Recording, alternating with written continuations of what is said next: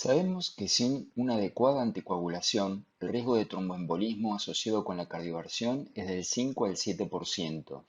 Los antivitamina K mostraron reducir la incidencia del tromboembolismo al 0,5% y por eso es que las guías recomiendan la anticoagulación antes y después de la cardioversión. Ahora bien, ¿qué evidencia tenemos de los anticoagulantes directos en pacientes con fibrilación auricular y cardioversión programada? En su mayoría está limitado a análisis post-hoc de ensayos en fase 3, pero ya hay algunos trials prospectivos completados y otros en cursos para debatir sobre este tema.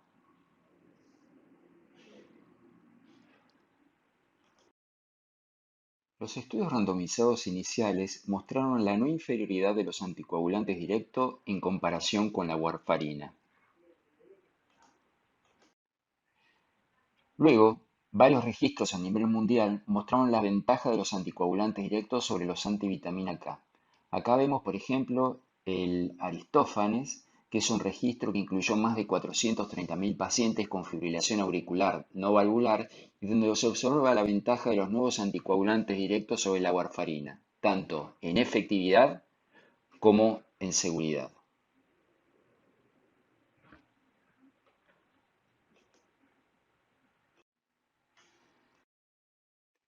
Esto llevó al aumento del uso de los anticoagulantes directos a través de los años, como vemos en este gráfico. Acá vemos cómo disminuye la warfarina y aumenta los anticoagulantes directos. Este es un estudio realizado en Australia que incluyó 284 pacientes. A todos se les realizó un ecocardiograma transesofágico precardioversión. Y lo que se observa es una disminución tanto en accidente cerebrovascular como en la tasa de sangrado mayor en los pacientes que recibían anticoagulante directo en comparación a los pacientes que recibían warfarina. El otro hallazgo interesante de este estudio es el menor tiempo que se requería para realizar la cardioversión en los pacientes que recibían el anticoagulante directo.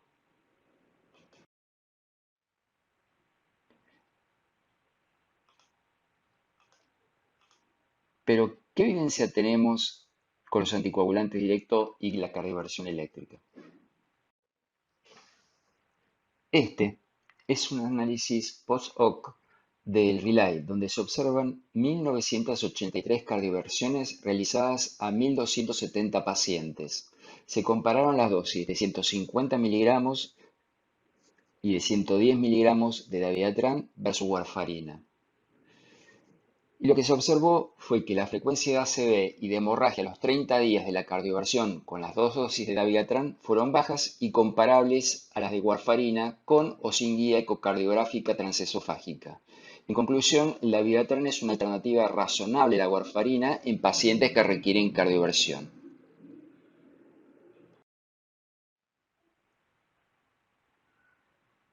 Con los datos del estudio Rocket también se hizo un subanálisis de los pacientes que habían sido sometidos a cardioversión y ablación.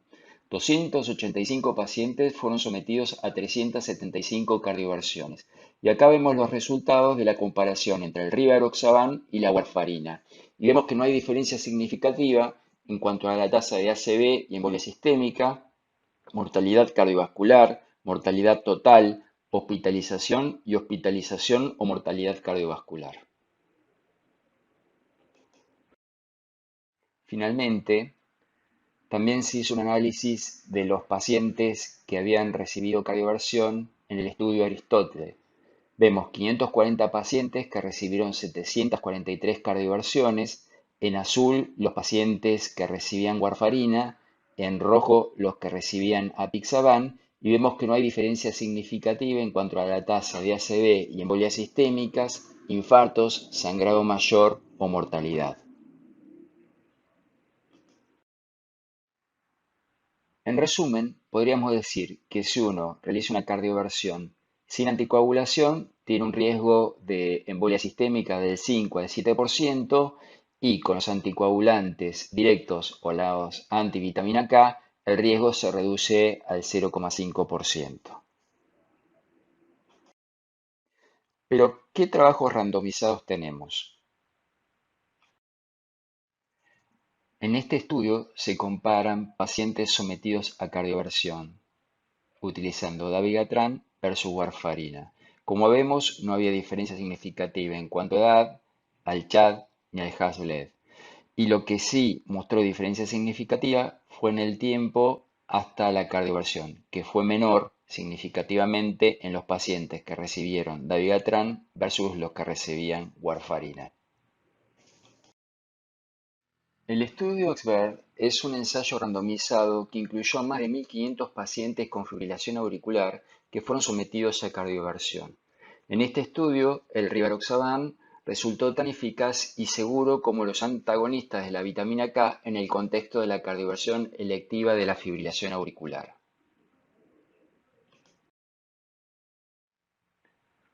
Una de las ventajas añadidas es que permite una cardioversión más rápida. Y acá vemos el tiempo medio para la cardioversión fue de 22 días con el rivaroxaban, mientras que fue de 30 días para los antivitamina K. Finalmente, en el estudio EMINATE, la tasa de accidente cerebrovascular, embolia sistémica, muerte y hemorragias fueron bajas para los pacientes con fibrilación auricular tratados tanto con apixaban como con heparina o antivitamina K sometidos a cardioversión. En base a esto, las guías europeas recientemente publicadas refieren que los pacientes con FA sometidos a cardioversión se pueden utilizar los anticoagulantes directos con al menos similar eficacia y seguridad que la warfarina, y también recomienda que tanto para la cardioversión de la fibrilación auricular y de la aletea auricular se recomienda la anticoagulación eficaz por un mínimo de 3 semanas previo a la cardioversión. Y estas 3 semanas de anticoagulación eficaz, como vimos, se consiguen más fácilmente con los anticoagulantes directos que con la warfarina.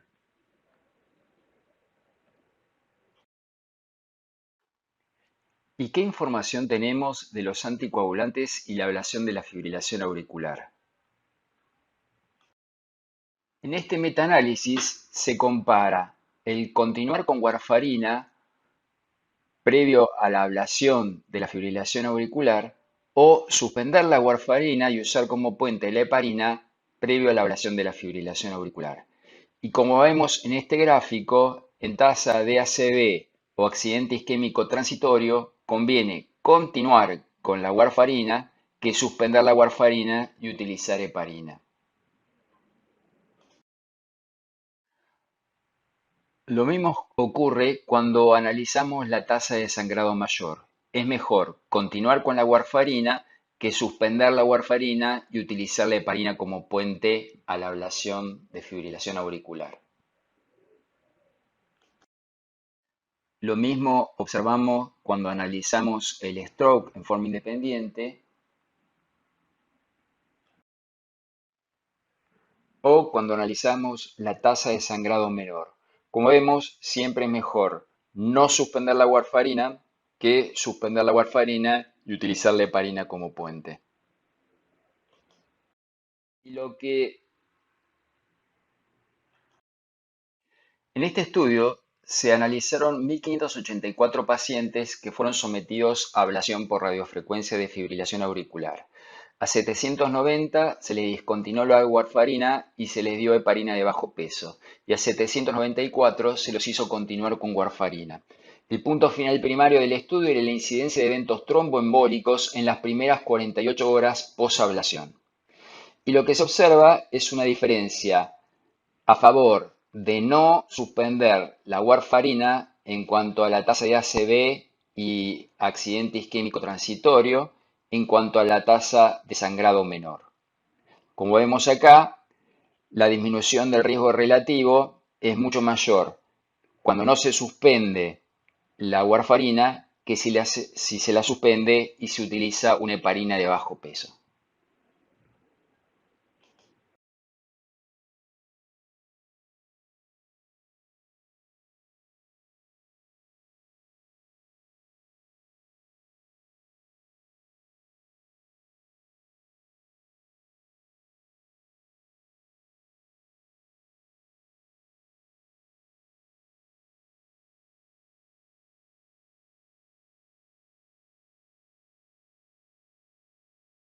¿Y qué trabajos tenemos con los anticoagulantes directos?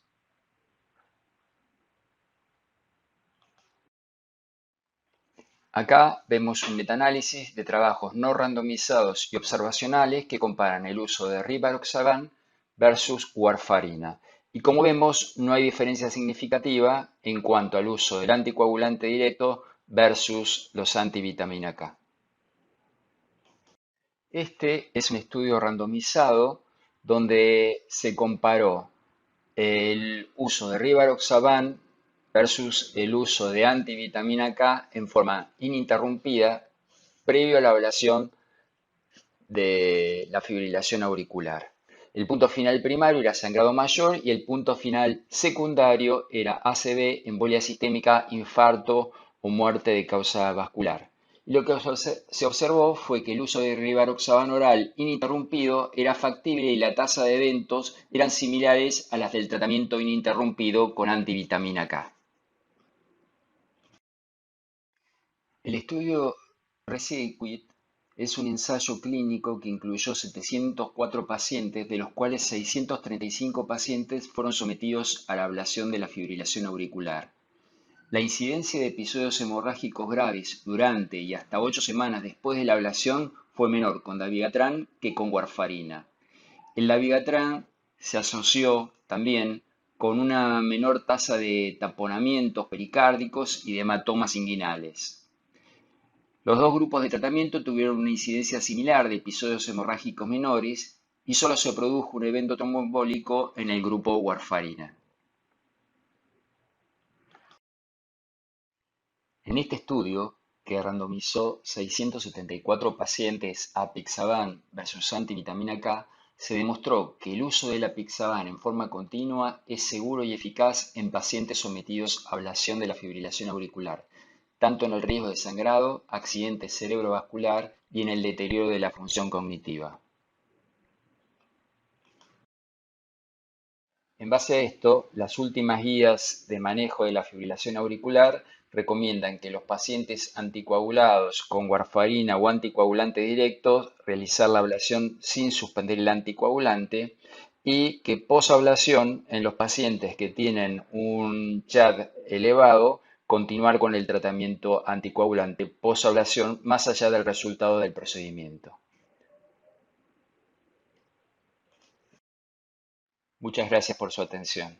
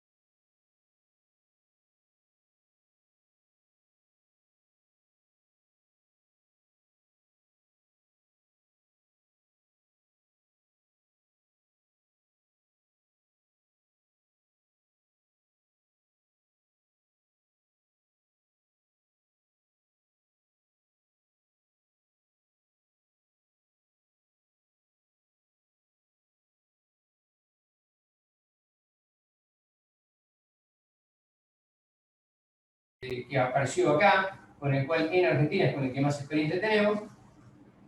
Y este dispositivo que es el más nuevo acá en el mercado, que si ustedes lo ven y lo comparan, es medio un híbrido entre los dos, que es el Lambre, es un dispositivo que viene de China y es una mezcla de los dos, porque si bien tiene los dos componentes que tiene el dispositivo de Abbott, el Cardiac Plug, también tiene un componente de tela parecido al del Watchman, pero se le suma un disquito para dejar cerrado el orificio de la orejuela, el orificio que está en contacto con la oreja. Lo único que encontré de comparativa entre los tres dispositivos es este estudio que está publicado en la Asia Intervention del año pasado, donde compararon estos tres dispositivos, el Watchman, el Cardiac Plug y el Lambre, y les dio más o menos igual en cuanto a éxito en el implante y en cuanto a complicaciones a largo plazo. Y para concluir, te diría, bueno, ¿qué concluimos? ¿Cuál sería nuestro paciente ideal para el cierre de la escuela? Bueno, el paciente ideal es aquel paciente que tiene contraindicación para la anticoagulación por algún motivo, ya sea por problema de adherencia al tratamiento o por motivos médicos en primer lugar, por problema de adherencia al tratamiento, porque no desea recibir anticoagulación. Este es un tema controvertido que en Argentina no se da mucho, pero se está dando cada vez más en Estados Unidos. En Estados Unidos cada vez vemos más que presentan casos de pacientes que se intervienen y se les cierra la escuela porque es el paciente el que no desea estar anticoagulado a largo plazo por su estilo de vida, porque quiere practicar deporte, por lo que fuera. Y por otro lado, bueno, obviamente los pacientes que sufrieron un stroke hemorrágico estando anticoagulados entrarían en la categoría de la primera línea de contraindicación para la anticoagulación. La indicación óptima entonces es una orejuela que esté libre de trombos. Obviamente si tenemos un trombo dentro de la orejuela no podemos meternos con un dispositivo. Que la fibrilación auricular sea de causa no valvular, un chasbás mayor de 2 y contraindicación para anticoagulación. Este sería el paciente ideal para referirlo para cierre de la escuela y es el paciente que estamos tomando y estamos refiriendo a intervención para cierre de la escuela hoy en día. Vuelvo a decir, la indicación de la no anticoagulación por deseo del paciente, por calidad de vida y demás, es algo que en Argentina todavía no se está dando y en países que tienen una medicina un poco más agresiva, sí se da ese planteo de pacientes que no quieren estar anticoagulados por la vida que llevan o por lo que fuera. Como conclusión, entonces, el cierre de la orejuela es una alternativa terapéutica para los pacientes con FA, con contraindicación o con mala adherencia al tratamiento. Tener en cuenta que considerando que si a un paciente le tenemos que dar triple esquema, anticoagulación oral, aspirina y clopidogrel, porque tiene otra intervención coronaria, un esteno, lo que fuera, tengamos en cuenta que el riesgo de sangrado aumenta 3 veces. Y en estos pacientes que tienen que estar con triple esquema a largo plazo, considerar el cierre de la orejuela sería una alternativa válida. Y estamos en la espera todavía de la evidencia que demuestre si es útil o no cerrar la orejuela en el mismo acto en los pacientes que se ablacionan una fibrilación auricular. Nada más. Gracias. Bueno.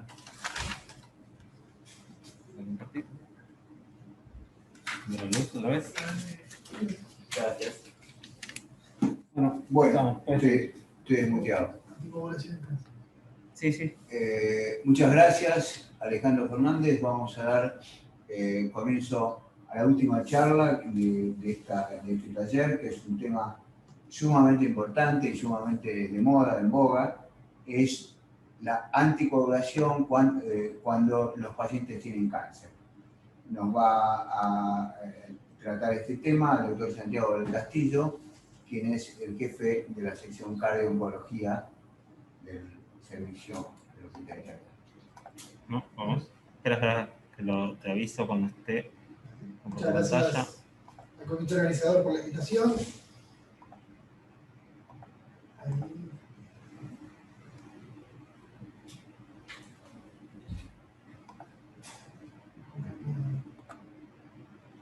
Estamos. Bueno, ¿por qué es importante hablar de esto? Vamos a empezar por acá. Es importante porque cada vez el número de pacientes que contraigan cáncer, contraigan patologías neoplásicas en el mundo va en aumento, estos son datos de la Organización Mundial de la Salud. Se estima que en el año 2040 cerca de 30 millones de pacientes en el mundo van a tener patología neoplásica, y esto obedece principalmente a la constitución de la pirámide poblacional. Fíjense que cada vez en el mundo va a estar habitado por personas más añosas y esa pirámide va a ser cada vez más alta con un extremo cada vez más ancho. Y de todos los factores de riesgo que encontramos para el cáncer, la edad sabemos que es el más importante. Es decir, que las curvas de incidencia de cáncer en el mundo van en aumento, pero sí sabemos que la mortalidad por cáncer va en disminución por las nuevas técnicas de screening, por los nuevos tratamientos que contamos para combatir patologías neoplásicas, y es por eso de que el número de sobrevivientes al cáncer probablemente sea cada vez mayor, por lo cual tenemos que tomar este tema con muchísima responsabilidad. ¿Cómo se relaciona el cáncer con la trombosis? Sabemos algunas cosas. Sabemos que un tercio de los pacientes con enfermedad tromboembólica tienen cáncer, o ya tienen el diagnóstico o se lo busca activamente en la internación. Los pacientes tienen patología neoplásica. Que cuando un paciente tiene cáncer tiene de 2 a 9 veces más riesgo de tener recurrencia de eventos tromboembólicos, y que esto afecta significativamente su pronóstico.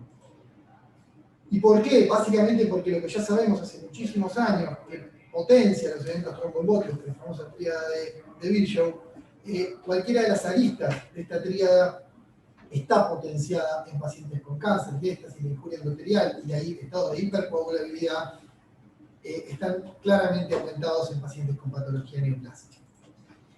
Pero no tenemos que olvidarnos del riesgo de sangrado, porque no solo los pacientes con cáncer tienen más trombosis, sino que también tienen muchísimo más riesgo de sangrado. Básicamente por algunas cosas que comparten con el riesgo trombótico, pero no tenemos que olvidarnos cuando buscamos anticoagular a estos pacientes, tener esta balanza en la cabeza. Entonces, a partir de esto vamos a tratar de responder cuál es la mejor estrategia de anticoagulación que tenemos en este grupo tan particular de riesgo. ¿Cómo se comportó esto años atrás? Bueno, sabíamos que cuando un paciente tenía un evento tromboembólico, esto lo sabemos a partir de 2 ensayos clínicos randomizados de grandes dimensiones, publicados por el mismo grupo, el grupo de Lee, hace casi 20 años, publicó en New England. Este ensayo randomizado, donde randomizó inhibidores de la vitamina K a dalteparina y la reducción del riesgo de recurrencia de eventos tromboembólicos de más del 50%. Años después, el mismo grupo randomizó otra heparina de bajo peso molecular contra warfarina, casi 900 pacientes, y también vieron que claramente los pacientes con heparinas de bajo peso molecular tenían la disminución en la recurrencia de eventos.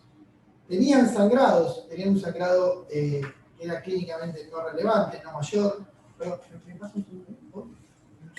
¿Quieres pasar atrás? No, yo me cambié. Para leerme. Sí. Pero las heparinas de bajo peso molecular demostraron ser incluso más seguras que los inhibidores de la vitamina K. Es por eso que todas las guías de hemostasia, las guías oncológicas, recomiendan frente a un evento tromboembólico el uso de heparinas de bajo peso molecular. ¿Cuánto? 3 a 6 meses. Esto fue en discusión y se empezó a rever un poquitito cuando nos empezamos a preguntar qué lugar tienen los anticoagulantes directos en pacientes que tienen eventos tromboembólicos y que son portadores de cáncer. El primer estudio se publicó en el año 2017, fue un estudio que se llamó SELECT-D, que randomizó pacientes portadores de un cáncer que tenían un evento tromboembólico, una trombosis venosa profunda, una embolia de pulmón, a dalteparina o a rivaroxaban. Lo siguieron por 6 meses y establecieron un punto final primario de recurrencia de eventos tromboembólicos con un punto final secundario de seguridad en términos de sangrado. Lo que vieron es que el rivaroxaban disminuyó el riesgo de recurrencia, pero cuando fueron a ver los outcomes de seguridad, vieron que el sangrado mayor no hubo diferencias significativas, pero que sí hubo bastante diferencia, con aumento del riesgo de sangrado a favor de rivaroxaban en sangrados no mayores. ¿Cuál fue el punto más importante de sangrado? Lo que de alguna forma modificó un poco el outcome de seguridad fue en aquel subgrupo de pacientes con cáncer esofagogástrico. Tiene lógica porque estos pacientes, cuando toman el anticoagulante, aumenta el sangrado a nivel local, y comparativamente con la dalteparina, que es de aplicación subcutánea, ese riesgo no es tan así. Un año después se publicó otro estudio de grandes dimensiones, el estudio CUSAI, se publicó en New England en el año 2018, que un poco comparó lo mismo, pero con otro inhibidor directo, con un antidés directo, el edoxaban, comparado con dalteparina, en pacientes con cáncer y en pacientes con trombosis. Lo siguieron 6 a 12 meses y fue un estudio diseñado para demostrar no inferioridad de los anticoagulantes directos en comparación con la dalteparina establecieron un punto de corte de un hazard ratio de 1.5 para definir una inferioridad, y establecieron un punto final primario combinado entre recurrencia de eventos embólicos y sangrado mayor. Básicamente les dio muy bien en cuanto a términos de no inferioridad. Cuando vieron recurrencia de eventos tromboembólicos, el edoxaban tenía menor incidencia de recurrencia, con 7.9%, mientras que cuando fueron a ver sangrado mayor, les pasó lo mismo que al estudio SELECT-D. Pacientes con edoxaban, anticoagulantes directos, tendían a tener mayores niveles de sangrado. ¿Dónde estuvo el problema? De nuevo, en el cáncer esofagogástrico. Es decir, parece ser una subpoblación donde los anticoagulantes directos tenemos que tener mucho cuidado porque aumentan el riesgo de sangrado. En resumen, el edoxaban y el rivaloxaban en estos estudios mostraron ser no inferiores a heparina de bajo peso molecular, pero con un mayor riesgo de sangrado a nivel de tumores del tracto gastrointestinal alto.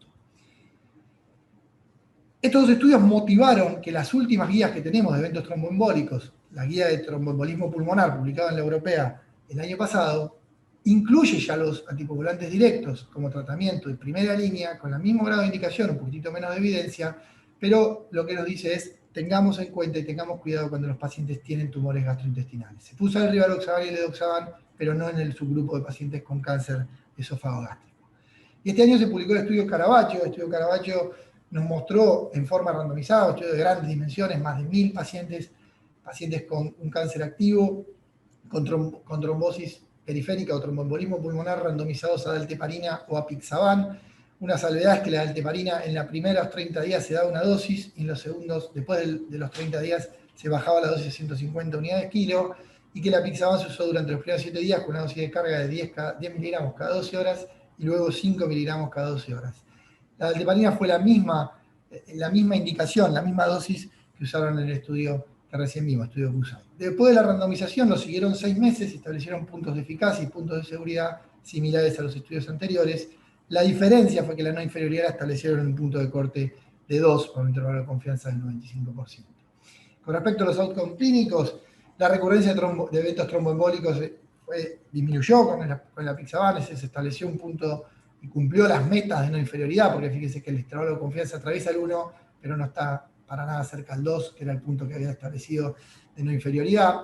Y hay que hacer una salvedad de cuándo empiezan a diverger las curvas, porque recuerden que la apixaban a los 7 días cambiaba la dosis, pero de la dalteparina cambiaba a los 30 días, y eso puede haber de alguna forma haber modificado los márgenes de recurrencia y los márgenes de eficacia de la heparina de bajo peso. Con respecto a la seguridad, sangrado mayor, acá sí no hubo diferencias, y esto es una clara diferencia con respecto a los estudios que vimos. Apixaban y dalteparina se mostraron iguales en términos de sangrado. Hicieron análisis de subgrupos. Básicamente la edad no modificó el riesgo de sangrado, sí modificó un poquitito en términos de eficacia, pero concluyen de que no hay diferencias. Es algo que uno teme cuando da este tipo de anticoagulantes a pacientes muy añosos. No vieron más sangrado en pacientes de más de 75 años. ¿Qué concluyen los investigadores del estudio Caravaggio?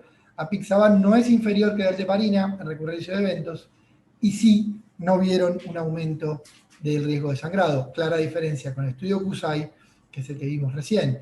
Fíjense, cuando uno analiza las poblaciones de cada trial, básicamente son bastante parecidas. Sí uno puede decir que los pacientes del estudio CUSAI tenían más cáncer avanzado, más cáncer metastásico recurrente, pero los tumores gastrointestinales básicamente rondaron el 5% en los dos trabajos. Hay algunos aspectos particulares en los pacientes con cáncer que tenemos que tener en cuenta. Uno es el clearance renal. Tenemos que mirar la función renal antes de indicar un anticoagulante directo. Sabemos que dependen del clearance renal en forma distinta. En la Vigatran, 80%, prácticamente todos se eliminan por riñón, mientras que la apixaban en ese sentido parece ser el más seguro, y todos están contraindicados con un clearance de menor a 15 mililitros/minuto. ¿Qué pasa con la trombocitopenia? Estos pacientes, recordemos que están en tratamiento con radioterapia, con quimioterapia, que los tumores muchas veces infiltran la médula ósea. Tenemos que mirar las plaquetas, y si las plaquetas son menos de 50.000, los anticoagulantes están también contraindicados. Hay muchos trabajos ongoing que están randomizando justamente anticoagulantes directos versus heparina de bajo peso. Veremos en un futuro si esto termina de cambiar un poco las guías futuras. Y lo último cuando nosotros pensamos en cáncer y esquema anticoagulantes, también tenemos que pensar, se habló mucho hoy, de fibrilación auricular y anticoagulación, porque estos pacientes tienen más incidencia de fibrilación auricular, porque hay epidemiología común, porque la quimioterapia puede generar fibrilación auricular, porque estos pacientes tienen muchas alteraciones del medio interno. Ahora, ¿qué evidencia tenemos de anticoagulación en cáncer y fibrilación auricular?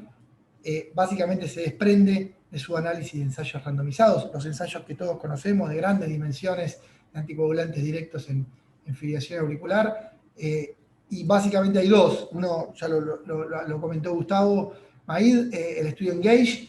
Lo que hicieron fue agarrar a aquellos pacientes que después de la randomización se diagnosticó una patología neoplásica y hacer un subanálisis de ese estudio, más de 1.100 pacientes. En términos de seguridad de eventos grandes como stroke o como MACE, no hubo diferencias con respecto a los pacientes que no tenían cáncer. Sí, obviamente los pacientes con cáncer tuvieron más sangrado y tuvieron mayor mortalidad. Pero cuando fueron a ver cómo se comportó el edoxaban contra la warfarina, no hubo diferencias en el punto final de eficacia y tampoco hubo diferencias en la seguridad con respecto al sangrado. Básicamente, ¿qué concluyen? Que el edoxaban versus warfarina tiene similares perfiles de eficacia y seguridad aún en pacientes con cáncer. Y el último subanálisis que tenemos en este escenario es el estudio Aristóteles. El estudio Aristóteles ya se mencionó hoy, estudio de grandes dimensiones, más de 18.000 pacientes randomizados a apixaban versus warfarina. Pero lo que hicieron en este subanálisis, publicado hace un par de años, fue analizar el subgrupo de pacientes con cáncer, podía ser activo o previo, y ver qué pasaba con la eficacia y la seguridad en este subgrupo, y el apixaban demostró ser no inferior que warfarina, tanto en términos de eficacia como en términos de seguridad. Algunos mensajes finales. Bueno, el cáncer y la anticoagulación representan una población especial. Los pacientes con cáncer hay que mirar muchas cosas, por ahí distintas a la población general. El abordaje, lógicamente, tiene que ser multidisciplinario, porque tenemos que hablar con el hematólogo, con el oncólogo tratante, y tenemos que definir estrategias individuales. La enfermedad tromboembólica, cuando hay enfermedad tromboembólica, todo el mundo acepta que la heparina de bajo peso por 6 meses es el tratamiento indicado, pero los anticoagulantes directos se están midiendo con mucha evidencia, con mucha fuerza, y yo creo que en el futuro las guías van a inclinarse hacia ese sentido. Y la fibrilación auricular, la evidencia es menor, se desprende de sus grupos, pero sí los anticoagulantes directos demostraron ser drogas seguras y eficaces. Muchas gracias.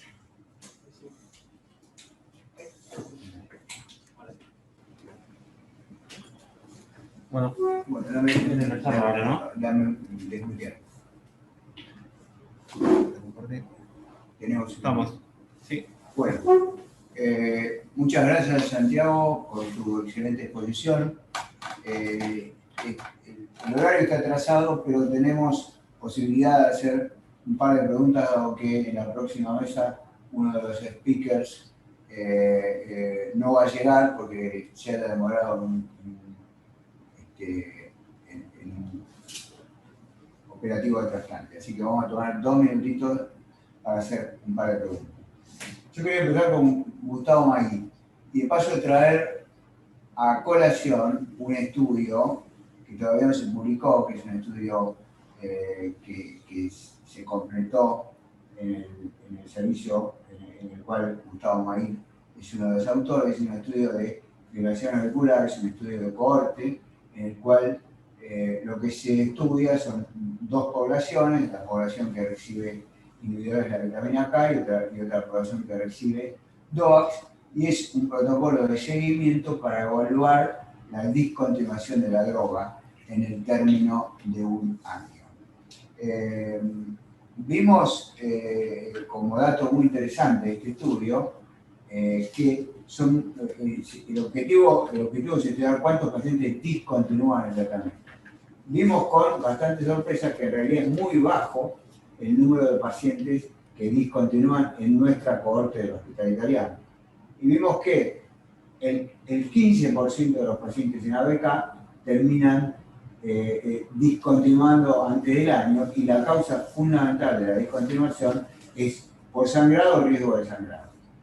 En cambio, los pacientes que toman DOACs discontinúan en una proporción un poco menor, cerca del 22-23%, y la causa más importante de la discontinuación no es el sangrado, sino porque se hicieron una ablación. Entonces, mi pregunta, en términos prácticos, doctor Maíd, cuando nosotros en una fibrilación auricular paroxística crónica, hacemos una fibrilación auricular y esta es exitosa, ¿cuánto tiempo debemos continuar con anticoagulación de ambos esquemas? Bueno, muchas gracias, José, por la pregunta, porque genera a veces muchas dudas. Nosotros recibimos algunos pacientes que vienen derivados para hacerse la ablación para suspender el tratamiento anticoagulante. Y hoy por hoy eso no lo podemos ofrecer. ¿Por qué? La tasa de éxito de la ablación está entre el 70 y el 80%. Quiere decir que hay un porcentaje chico, pero que existe, de que pueden recidivar y volver a tener fibrilación auricular. Entonces, ¿cuál sería nuestro esquema? Todos los pacientes que vienen a ablación, nosotros preferimos que estén anticoagulados, lo hacemos bajo el tratamiento anticoagulante, y si es un paciente joven, con un chat bajo, que no tiene indicación de anticoagulación, igual, preferimos que 3 semanas previas al procedimiento comience a recibir tratamiento anticoagulante. Y después, de acuerdo a las guías, nosotros los dejamos anticoagulados a todos los pacientes, independientemente del chat, por 2 o 3 meses. Los pacientes que tienen un chat gas mayor de 1, a esos los seguimos anticoagulando crónicamente por el riesgo de recidiva de la fibrilación auricular. En cambio, si el paciente tiene un chat gas de 1 o menor, a esos después de los 2 o 3 meses de la ablación le suspendemos el tratamiento anticoagulante. Ese sería un poco nuestro esquema. Perfecto, muchas gracias. Muy clara la respuesta. Y quiero hacer una pregunta al doctor del Castillo, y nos vamos, ya nos están queriendo echar. El tema de los anticoagulantes, ya sea de enoxaparina o DOAX, en los pacientes con cáncer. El problema, nosotros vemos el resultado de los estudios, y es muy bueno el resultado de los estudios, las pruebas son muy lindas y todo, pero en la experiencia que nosotros tenemos, más o menos el 50% de los pacientes que tienen cáncer, sobre todo si son añosos, tienen problemas renales severos.